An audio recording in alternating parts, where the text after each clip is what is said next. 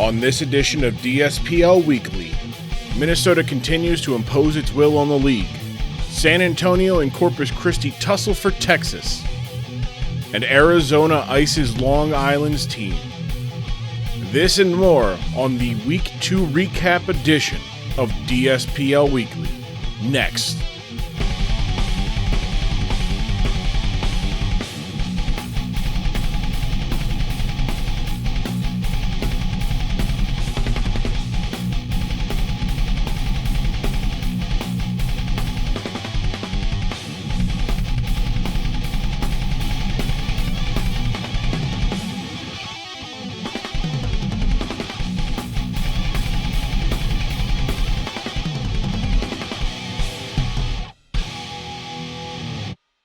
Hello everyone, I am Commissioner Grumm here with your recap of Week 2 of the Dork Side Pokemon League. Leave a like and subscribe to continue to get all of the DSPL content your heart can desire, and a comment below your allegiance to whatever team you pledge it to. Before we begin, we unfortunately had 2 games result in a forfeit, as the games involving Boston Bronzors and the Birmingham Bouffalins resulted in both teams failing to get their games in on time. As a result, both the British Bangers and the Pig's Eye Pignite will win their Week 2 games 3-0. As for the rest of the league, let's get started with the kickoff game this week as the 1-0 Corpus Christi Crobats travel to San Antonio to take on cross-state rival, the Spheal, who also sit at 1-0. San Antonio brings the sun this week, leading with Torkoal holding a Heat Rock, as the Crobats lead with an Eviolite Primate this week. Turn 1, Primate is able to get rocks up for Corpus Christi as Torkoal lands a Will-O-Wisp, burning the Primate. Next turn, Torkoal is able to get up rocks of their own, and takes a weak close combat from Primate. Torkoal removes the rocks on their side of the field before swapping into Walking Wake. On turn 5, Wake takes the first knockout of the week, hitting a sun-boosted Hydro Steam onto Miss Magus as it switch in for Primate, giving San Antonio a 6-5 lead. The lead is gone the next turn as Garchomp comes in, takes a Hydro Steam, and counters with an Outrage, taking out Wake and bringing the game to even at 5. But San Antonio immediately regains the lead at 5-4 as a crunch from Roaring Moon takes Garchomp down. Now at turn 10, after a couple turns of defensive positioning from both teams, San Antonio brings Torkoal back out to reset the sun, leaving it to take a Thunderbolt from a Alolan Raichu, who finishes off the Volcanic Turquoise on the next turn, evening the game at 4 apiece. Iron Moth would then come in and get the revenge knockout to give San Antonio a lead that they would never give up, as Iron Moth would give way to Volcarona, who was able to get in 2 Quiver Dances to set up, as Corpus Christi tried to position itself in the best way possible. But it was unfortunately not enough, as Volcarona would be able to take down Charizard, followed by Primeape, and finally Gallade, giving San Antonio a 4-0 victory, moving them to 2-0. This was a bad matchup for Corpus Christi, who falls to 1-1. It was just too much power on the other side of the field, but Garchomp proved it's a bulky option by taking a sun-boosted Choice Specs Hydro Steam and countering it with a knockout of its own. Corpus Christi will look to get over 500 next week as they take on Long Island. As for San Antonio, their preseason pickup of Volcarona showed out this week, taking 3 knockouts, proving that San Antonio's sweepers run deep. Torkoal also gets in on the action with hazards, a status, and a field assist on Wake's elimination. San Antonio will look to stay undefeated next week as they travel to take on the Bouffalins in Birmingham. Our next game takes us to Colorado as the 0-1 Dugtrios look to even their record against the 1-0 Minnesota Doduos and the heavy hitters they have. Minnesota positions themselves very well on turn 1 as they send out Lycanroc Dusk against Colorado's Blissey. So well, in fact, that before you can blink, Minnesota takes a 6-5 lead as close combat takes out the Blissey. Turn 2 and the same happens as Lycanroc Dusk gets its 7th knockout of the season as it takes out Lucario with another close combat, giving Minnesota a 6-4 lead, Minnesota looks to make it 6-3 as Lycanroc Dusk lands another close combat onto Colorado Zapdos. But Zapdos lives and hits a Hurricane on a -3 special defense Lycanroc Dusk to bring the game to 5-4. Cinderace comes out from Minnesota and lands a resisted high jump kick which turns Cinderace into a fighting type, making it weak to a potential Hurricane. But Brazilian Fury goes for substitute on his Zapdos, which fails due to not having enough health. This misplay gives Cinderace the chance to land another high jump kick and get another elimination. It does land the high jump kick, but it does land it onto Blaze Paldean Tauros, whose Intimidate ability makes the attack do just under half health. Tauros is then able to land a Will-O-Wisp as Cinderace lands its third straight high jump kick, bringing the Bulls to about 20% health. Cinderace lands an improbable fourth straight high jump kick as it gets its first knockout of the season, giving the Doduos a 5-3 lead. Tornadus T, though, is able to get a revenge knockout, its second knockout of the year, bringing the game score to 4-3.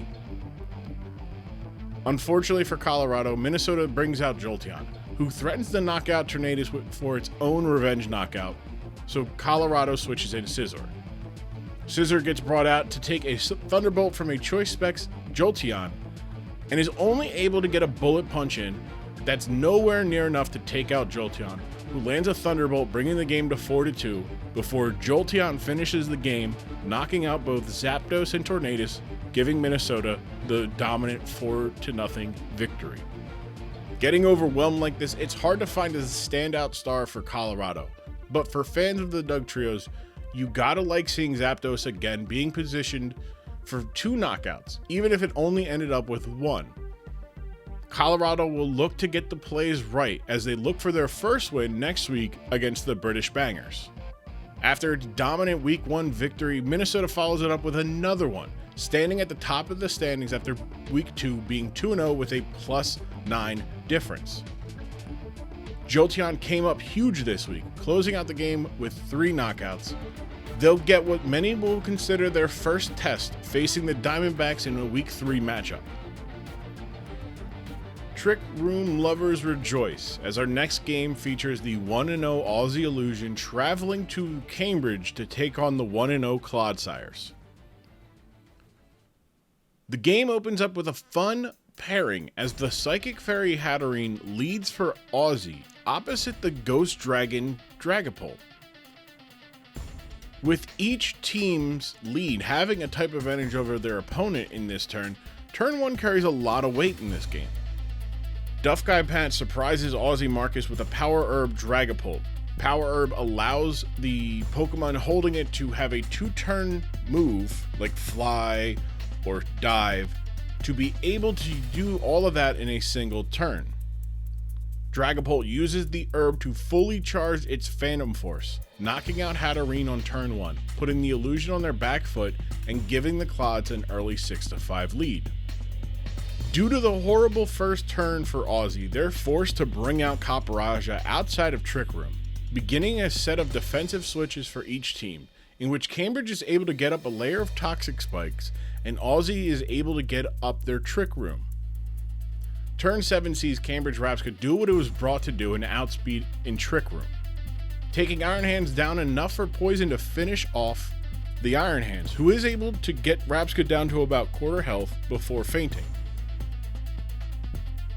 Thanks to the poison from the Toxic Spikes, this gives Clodsire its first knockout of the season, and Cambridge a 6-4 lead.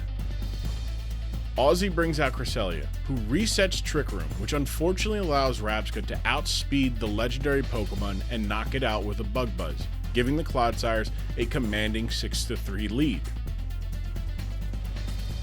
With Trick Room up and Cambridge Clodsires having 2 of the slowest Pokemon in the league, Aussie is forced to run out the Trick Room, which they do, getting Caparajah into position across from Clodsire, who gets up 2 layers of spikes during the positioning. Aussie reveals that their Caparajah's Terra type is Ground as it hits a super effective Bulldoze, taking down the Clodsires, giving the Illusions their first knockout of the game, bringing it to 5-3 and giving them a little bit of hope for a comeback. Copperaja continues its one-mon comeback as it takes out Dragapult with a play rough on the next turn, as Duff Guy Pat went for a Dragon Dance, an incorrect prediction and a costly one, as it brings the game to 4-3 in favor of Cambridge, but the King Gambit's always lurking, you gotta watch out for him. Cambridge though is able to regain some momentum as Clawitzer comes in and gets a revenge knockout, taking the Aussies Terra Captain out to give the Clod some breathing room with a 4-2 lead. Aussie presses the button and out comes King Gambit, looking to make a repeat of their week 1 performance. And after some positioning from Cambridge to avoid a sucker punch, King Gambit is able to get a knockout on Rabsca on turn 17. Unfortunately for King Gambit and the Illusion, the Cambridge Clodsires have an answer.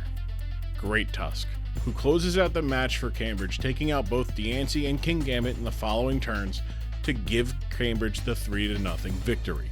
Cambridge moves to 2-0 on the strength of the depth that they have, with every mon that they have brought in the first 2 weeks getting at least one knockout. This week's star performer being Rabsca, who got one elimination, but was also able to counter Aussie's game plan perfectly. Cambridge hopes to be 3-0 after next week, taking on the Pig's Eye Pig Knight. Aussie's comeback fell short this week, but Copperaja came into its first match and made a statement, getting 2 knockouts this week. With some home cooking on deck in week 3, Aussie will try to move to 2-1, hosting the Boston Bronzors.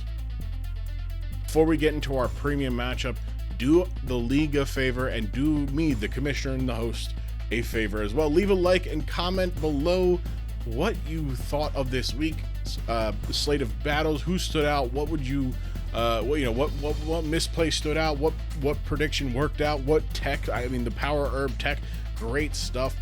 Leave and also subscribe. It helps us grow. Tell the people who, if you like Pokemon Draft League content, that is good. There's going to be some more showdown content from this, from these weeks, and the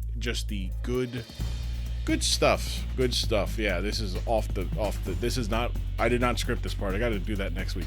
But yes, do all that. Like, comment, subscribe, help us grow. I appreciate it. The league appreciates it. Now in our premium matchup, the 1-0 Long Island Duckletts look to stay undefeated, hosting the 0-1 Arizona Diamondbacks, who are coming off of a premium loss against San Antonio last week. The Backs lead with their first round pick Iron Bundle, as Johnner and the Duckletts lead with a choice band Slacking. Long Island wastes no time as they terrestrialize their Slacking into a normal type to double up on the normal type Stab, but AW sees it coming, outspeeding with Iron Bundle to hit a flip turn to bring in the Ghost Grass type Decidueye. It's clear from the start that AW's game plan this week is to wall the Slacking. Turn 4, after a little bit of defensive positioning, and Long Island's Iron Treads gets rocks up for his team. But again, Arizona's Decidueye is the answer, as it has Defog to get rid of the hazards. The Alolan Grass Ghost starter and the Paradox Pokemon battle it out, taking turns hitting each other and playing the hazard game, as Iron Treads eventually takes out Decidueye with a knockoff, giving the Duckletts their first lead at 6-5. However, Iron Treads is unable to get rocks back up, as Arizona's Sneasler gets the revenge knockout on the next turn to even things up at 5. The two teams then take turns swapping Pokemon in to position themselves, but thanks to Dachshund's Roar, Long Island isn't able to keep the Mon they want in, as Slacking gets brought out in place of Hisuian Samurai. Dachshund baits out a Giga Impact with a Protect, forcing Long Island to now bring back out Hisuian Samurai, as Arizona makes a swap themselves into Sneasler.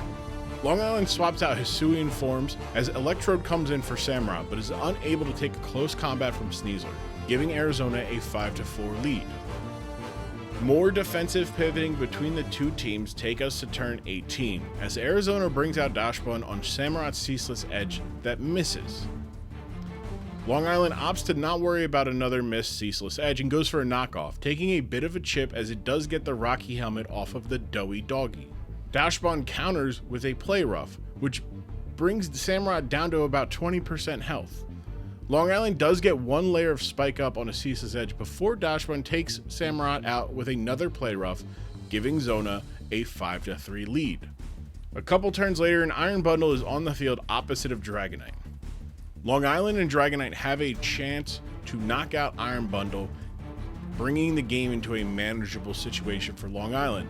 Dragonite goes for extreme speed, and it does not crit. And Dragonite goes down to a quad-effective Ice Beam from Iron Bundle, extending the Diamondbacks lead to 5-2. However, Long Island isn't rolling over and they're not going down without a fight, as on turn 27, Slacking comes in with bad intentions on its mind, going for a Drain Punch on Bronzong, who swaps out to Iron Bundle for the sacrifice, bringing the score to 4-2 in Arizona's favor. However, this gives Arizona an opportunity to snuff out the comeback before it really starts, as Gyarados Dragon Dances on the Truant turn to let it outspeed Slacking on the next turn and take it out, and Iron Valiant, giving Arizona a 4-0 victory.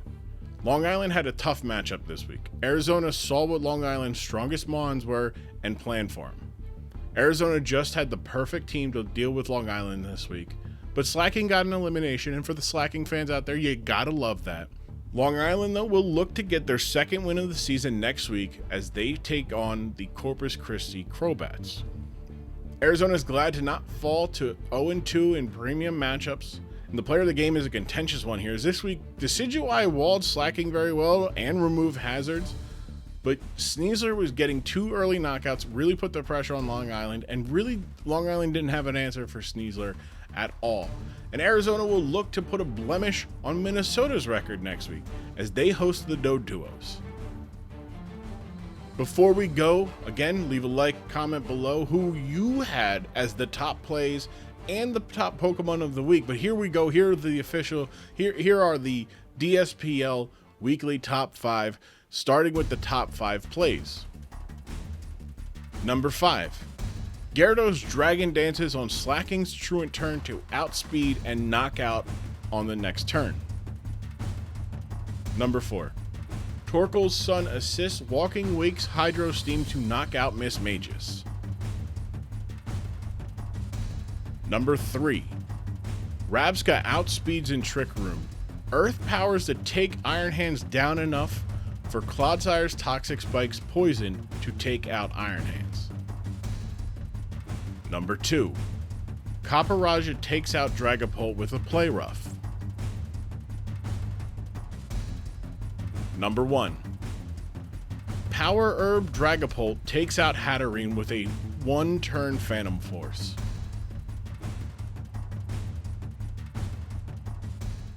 And now the top 5 Pokemon of Week 2, starting with number 5. Alolan Decidueye of the Arizona Diamondbacks. Number 4. Rabsca of the Cambridge Clodsires. Number 3. Sneasler of the Arizona Diamondbacks. Number 2. Volcarona of the San Antonio Spheal. Number 1. Jolteon of the Minnesota Doduos.